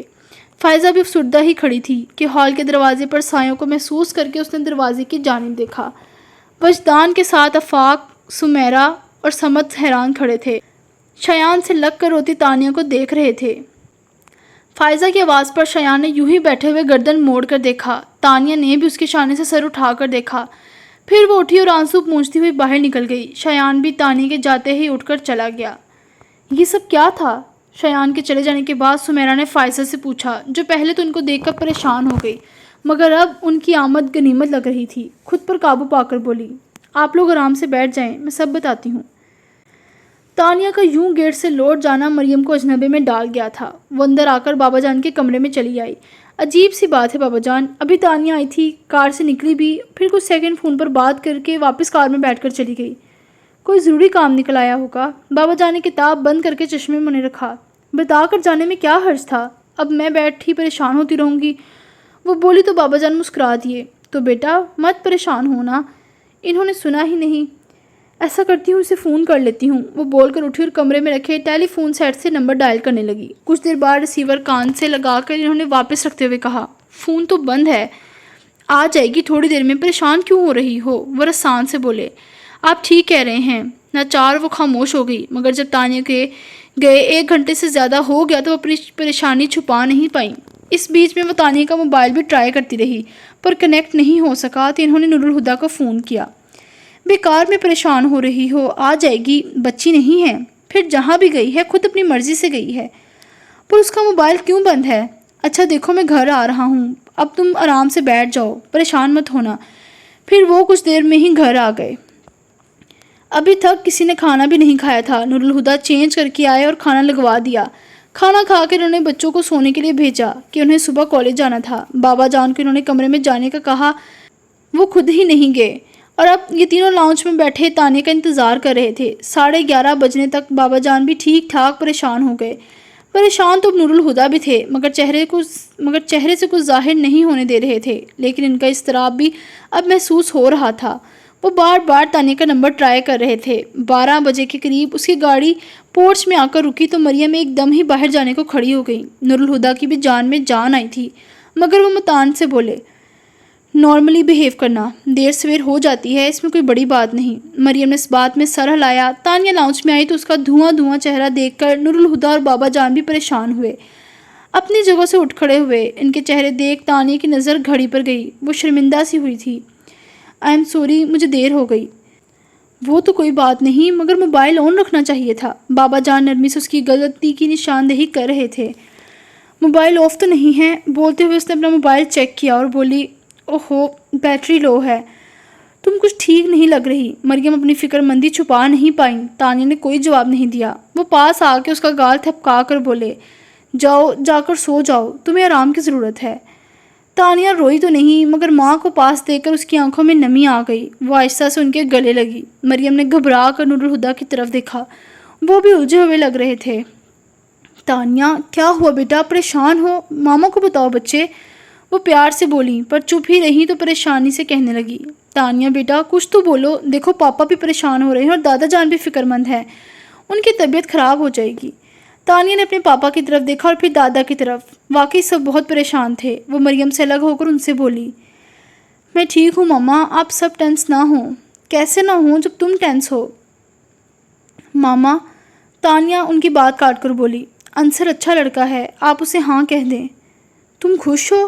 وہ اس کی تھوڑی چھو کر بولی تو تانیہ کسر مسکرا کر کہنے لگی، آف کورس ماما، اپنی مرضی سے شادی پر راضی ہوئی ہوں، کسی نے زبردستی تو نہیں کی، پھر خوش کیوں نہیں ہوں گی؟ اچھا میں سونے جا رہی ہوں، اب صبح بات ہوگی۔ اپنی بات کہہ کر وہ کمرے میں چلی گئی۔ لاؤنج میں کھڑے تینوں شخص اپنی اپنی سوچ کی گرفت میں تھے۔ نور الہدیٰ نے اپنا قدم اٹھایا تو بابا جان ان کا ارادہ بھانپ کر بولے، اس وقت تانیہ کو اکیلا چھوڑ دو نور الہدیٰ، فی الحال وہ کچھ نہیں بتائے گی۔ نور الہدیٰ ان کی طرف دیکھ کر زہر کھن لہجے میں بولے، میں اپنی بیٹی کو اس کے دکھوں کے ساتھ اکیلا نہیں چھوڑ سکتا، جیسے آپ نے اپنی بیٹی کو تنہا چھوڑ دیا تھا۔ ملیحہ کے ذکر پر مریم کے تن بدن میں آگ لگ گئی تھی، مگر مثلاً وہ کچھ بولے بغیر پلٹ کر اپنے کمرے میں چلی گئی۔ نور الہدیٰ نے ایک نظر جاتی ہوئی مریم کو دیکھا، پھر خود بھی سیڑھیاں چڑھنے لگے۔ لاؤنج میں تنہا رہ جانے والے بابا جان کی آنکھیں نم ہو گئی۔ ملیحہ کی موت کے لیے نور الہدیٰ مجھے کبھی معاف نہیں کرے گا۔ ان کے گال بھیگتے جا رہے تھے۔ نور الہدیٰ نے تانیہ کے کمرے کا دروازہ کھول کر اندر دیکھا۔ نائٹ بلب کی روشنی میں وہ دوسری طرف کروٹ لیے لیٹی تھی۔ آہستہ سے دروازہ بند کرتے بیڈ پر بیٹھ کر وہ کچھ بھی نہ بول سکے۔ اس کے بالوں میں انگلیاں چلانے لگے۔ تانیہ نچلا ہونٹ دانتوں میں دبا کر بے حس لیٹی رہی، پھر اسے رہا نہیں گیا تو ایک دم سے پاپا کہتی پلٹ کر ان سے لپٹ گئی۔ پاپا کی جان! اس کے گرد بازو پھیلاتے ہوئے نور الہدیٰ نے تانیہ کو اپنے پر شفقت حصار میں لے لیا تھا۔ اس کا نام شایان ہے، میں اسے پہلی بار فائزہ کے گھر میں ملی تھی، پھر وہ کچھ دن بعد یونیورسٹی آیا تھا۔ ان کے سینے پر سر رکھے آنسوؤں کے بیچ اٹک اٹک کر بتانے لگی تھی۔ دھیرے دھیرے اسے تھپکتے نور الہدیٰ ہر سیکنڈ کے ساتھ 1 انچ خوف کی دلدل میں دھنستے جا رہے تھے۔ وجدان اور ملیحہ کا ذکر کیے بغیر تانیہ نے اپنے 3 سالوں کا ہر پل کھول کر ان کے سامنے رکھ دیا۔ اپنی سوچوں سے ابھر کر نور الہدیٰ نے اپنے سینے پر سر رکھ کر سوتی تانیہ کو دیکھا۔ نہ جانے وہ کب سو گئی تھی۔ نور الہدیٰ کو یاد آیا وہ بچپن میں بھی اکثر کہانی سنتے ہوئے ان کے سینے پر سر رکھ کر سو جاتی تھی، مگر آج وہ کہانی سنا کر سوئی تھی۔ اس کے چہرے پر آنسوؤں کے نشان دیکھتے ہوئے انہوں نے کہانی کے آخری جملوں کو یاد کیا۔ وہ کہتا ہے مجھ سے شادی نہیں کر سکتا، اس کے پیرنٹس کا کوئی پرابلم ہے، پر آپ فکر مت کریں پاپا، میں اسے بھول جاؤں گی۔ بھول جانا آسان نہیں ہوتا۔ اس کے چہرے سے بال سمیٹ کر ماتھے چومتے ہوئے نور الہدیٰ نے سوچا تھا۔ فائزہ کے پاس الفاظ کا ذخیرہ ختم ہو چکا تھا، پھر اب بولنے کو بچا بھی کیا تھا؟ سب کچھ تو کہہ چکی تھی۔ ایک نگاہ سب کے چہروں پر ڈال کر وہ کسی کے کہے بنا ہی وہاں سے چلے گئی۔ کس نے سوچا تھا راکھ میں آگ لگ جائے گی؟ خاموشی کو توڑے ہوئے سماج نے وجدان سے پوچھا، اب تم کیا کرو گے؟ دونوں ہاتھوں کی انگلیاں آپس میں پھنسائے بیٹھے وجدان فیصلے پر پہنچ چکے تھے۔ میں ہادی بھائی سے ملنا چاہتا ہوں۔ تم پاگل تو نہیں ہو گئے؟ آفاق برس پڑے۔ اس ملاقات کا کیا نتیجہ نکلے گا؟ جانتے ہو شایان کی بات بالکل ٹھیک ہے، گڑے مردے نہ ہی اکھاڑے جائیں تو بہتر ہے۔ اس معاملے کو یہی ختم کر دو۔ اگر معاملے کو ہوا دو گے تو بڑے طوفان کھڑے ہونے کا خطرہ ہے۔ اگر طوفان میری زندگی سے نہیں ٹلتے تو کوئی کیا کر سکتا ہے؟ کم از کم خود سے طوفان کو دعوت مت دو۔ پھر تمہیں نور الہدیٰ سے بات کرنے کی کیا ضرورت ہے جب شایان اور تانیہ خود ہی اپنی محبت سے دستبردار ہونے کا فیصلہ کر چکے ہیں؟ سمیرا نے الجھ کر کہا، ایسے فاصلے اذیت کے سوا کچھ نہیں دیتے، اور میں شایان کو تکلیف سے گزرتا نہیں دیکھ سکتا۔ آخری سانس بھی اذیت سے لینے کی گارنٹی دے کر قسمت نے شایان کو مجھے سونپا تھا، وہ میرے جینے کی آخری وجہ ہے۔ آفاق نے ترہم سے اسے دیکھا، اور جس دن تم قصر فروخی میں قدم رکھا پھوپھا جان تم سے تمہارے جینے کی آخری وجہ بھی چھین لیں گے تو کیا کرو؟ اپنے بیٹے کی زندگی گروی رکھ کر اپنی سانسیں ادھار مانگ لوں؟ مجھے یہ سودا منظور نہیں۔ وہ دو ٹوک انداز میں بولے، پھر کہا، ملیحہ کہا کرتی تھی محبت بوجھ نہیں ہوتی، پھر بھی جھکا دیتی ہے۔ میں جاننا چاہتا ہوں اس کی بات میں کتنا سچ ہے۔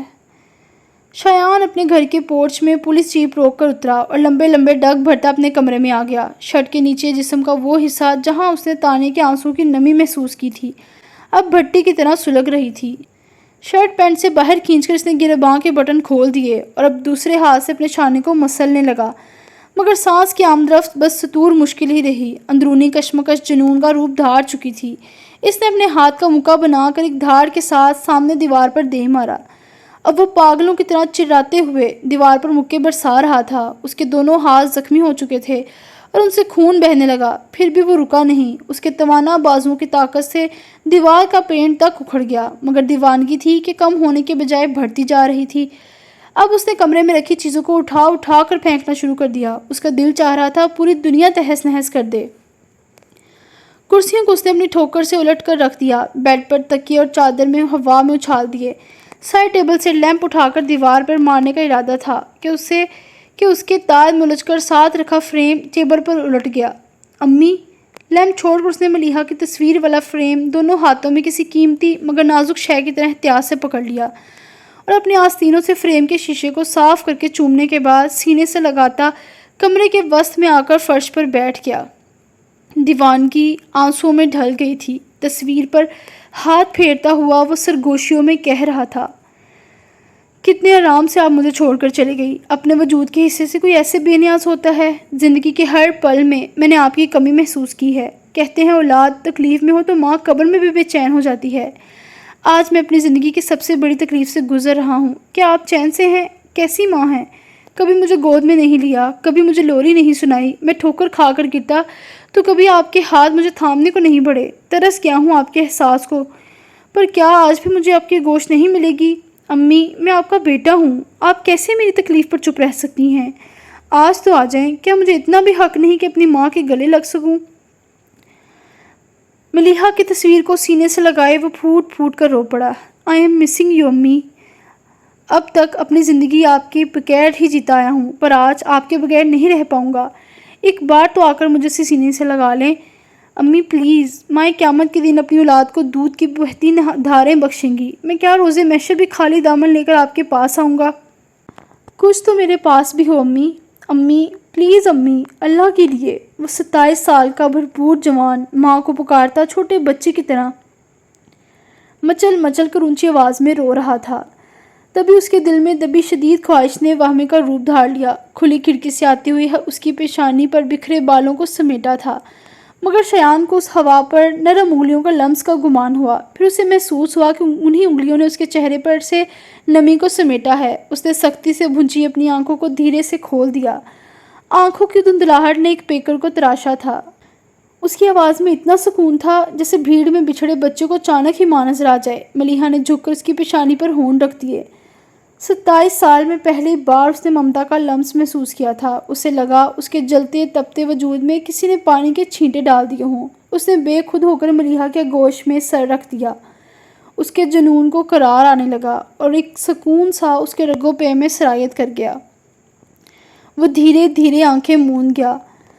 گھر پہنچتے ہی وجدان سیدھا شایان کے کمرے میں آئے تھے۔ کمرے میں پھیلی ابتری نظر ڈال کر شایان کے پاس آ بیٹھے، جو کارپیٹ پر بے ترتیبی سے لٹا بے سدھ سو رہا تھا، اور ملیحہ کی تصویر اس کے دائیں گال کے نیچے دبی تھی۔ اس کے دونوں ہاتھوں کی پشت پر جمے خون کو دیکھ وجدان کی پیشانی پر شکنیں ابھری تھی۔ ماں پر گیا ہے۔ اس کی دیوانگی بھری جذباتیت پر وجدان ہمیشہ یہی جملہ دہراتے تھے۔ وہ اٹھ کر اپنے کمرے میں آئے اور الماری سے فرسٹ ایڈ باکس نکال کر کچن میں آ گئے۔ اسٹیل کے برتن میں تھوڑا سا پانی گرم کیا، پھر اسے ہولڈر سے پکڑ کر واپس شایان کے پاس آ گئے۔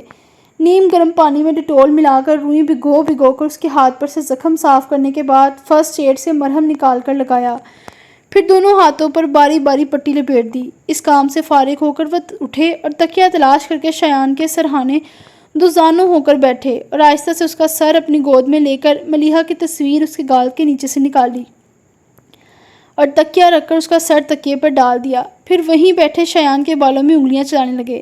آج وجدان کو بھی ملیحہ بہت شدت سے یاد آ رہی تھی۔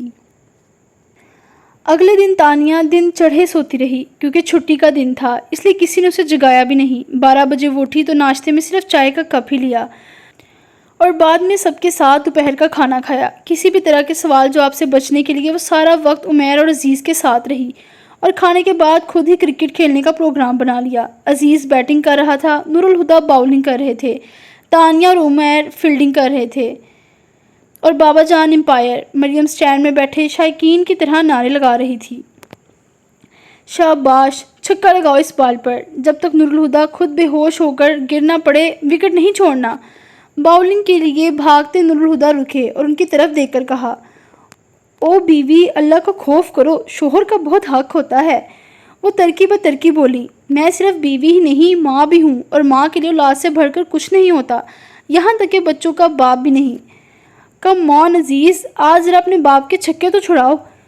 اداس مت ہوں پاپا، نور الہدیٰ کی اتری شکل دیکھ کر تانیہ ان سے بولی، بیوی نہ صحیح پر بیٹی آپ کے ساتھ ہے۔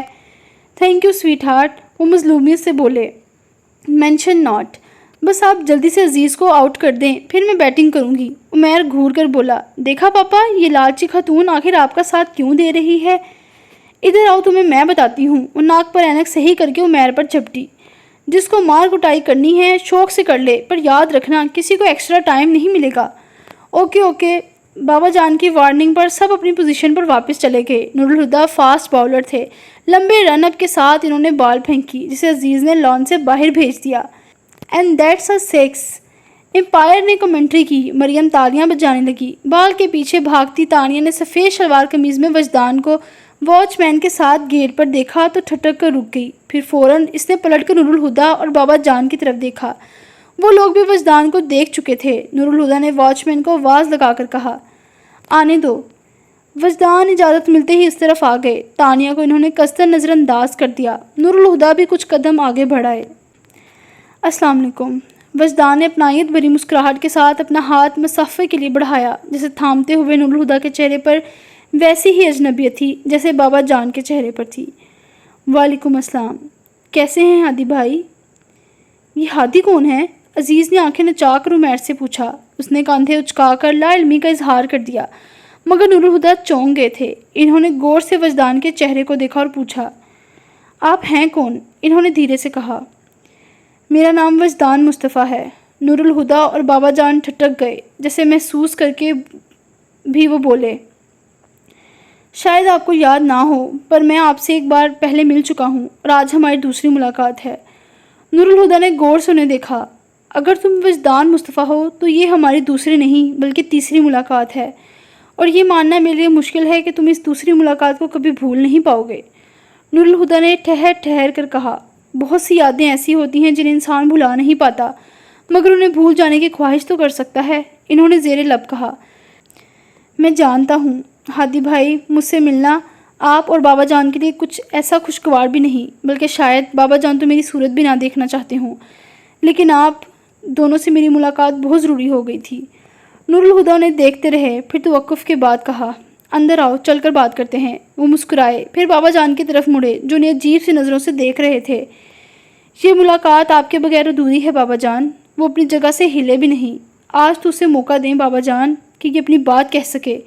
انہیں خاموش دیکھ کر نور الہدیٰ نے یاسیت بھرے انداز میں اصرار کیا۔ بابا جان کی آنکھیں جھلملا گئیں۔ وجدان کے چہرے سے نظریں ہٹاتے ہوئے وہ آگے بڑھے، پھر وہ تینوں ساتھ ساتھ چلتے ڈرائنگ روم کی طرف بڑھ گئے۔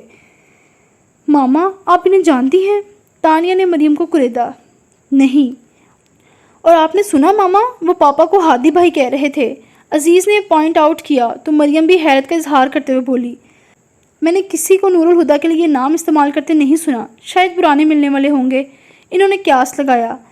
اینی وے، میں بہادر کو چائے کا کہہ دوں، تانیہ نے کسی کو مخاطب کیے بغیر کہا اور چلتے ہوئے کچن میں آ گئی۔ بہادر، ایک زبردستی چائے اور کچھ سنیکس اندر ڈرائنگ روم میں لے آؤ، ایک خاص مہمان آیا ہے۔ ٹھیک ہے جی، کہہ کر بہادر چائے کا انتظام کرنے لگا۔ کچن کے دروازے تک آ کر تانیہ کو ایک خیال آیا تو وہ واپس پلٹی اور کچن ٹیبل پر چڑھ کر بیٹھی بہادر سے بولی، پوچھو کہ نہیں کون آیا ہے؟ کون آیا ہے تانیہ بی بی؟ تانیہ کی فرمائش پر اس نے پوچھا۔ اس کے رد عمل کو سوچ کر شرارت سے بولی، ملیحہ فاروقی کے شوہر آئے ہیں۔ کیا؟ بہادر نے بڑا سا منہ کھول کر اسے دیکھا۔ سچ کہہ رہی ہوں، تمہاری ملیحہ بی بی کا ایک بیٹا بھی ہے۔ وہ بہادر کی حیرت سے حس اٹھا کر بولی تو بہادر کا منہ کچھ اور کھل گیا۔ ملیحہ بی بی کا بیٹا؟ تانیہ نے سر ہلا کر اس کی شکل دیکھی جو منہ پر دونوں ہاتھ رکھے تانیہ کو آنکھیں پھاڑ پھاڑ کر دیکھ رہا تھا۔ آپ بی بی صاحب کی بات ہی کر رہی ہیں نا؟ کرنل صاحب کی بیٹی کے بارے میں؟ ہاں، میں تمہاری بی بی صاحب کے بارے میں بات کر رہی ہوں، ملیحہ فاروقی کے بارے میں۔ کیا بھول گئی انہیں؟ وہ ایک دم ہی افسردہ ہو گیا تھا۔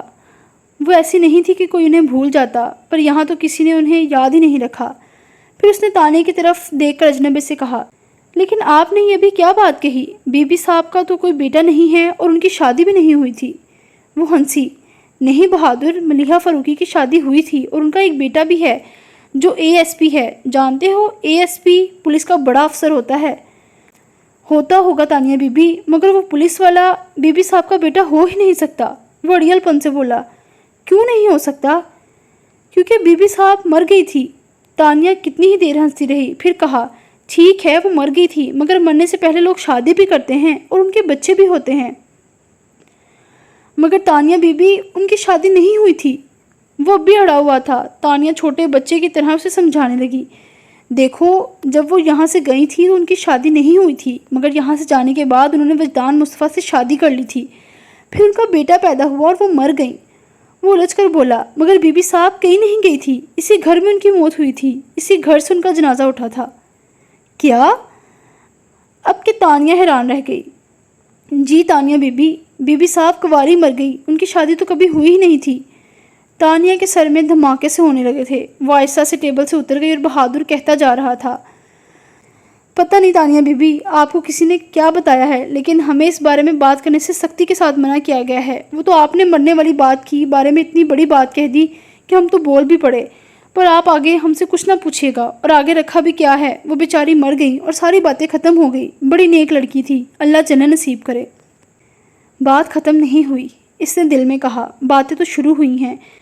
جب ملیحہ نے دادا جان کے کسی حکم کی سرتابی نہیں کی تو اسے گمنام کیوں کر دیا گیا؟ اس کی موت کن حالات میں ہوئی اور کیوں اسے پراسرار بنایا جا رہا ہے؟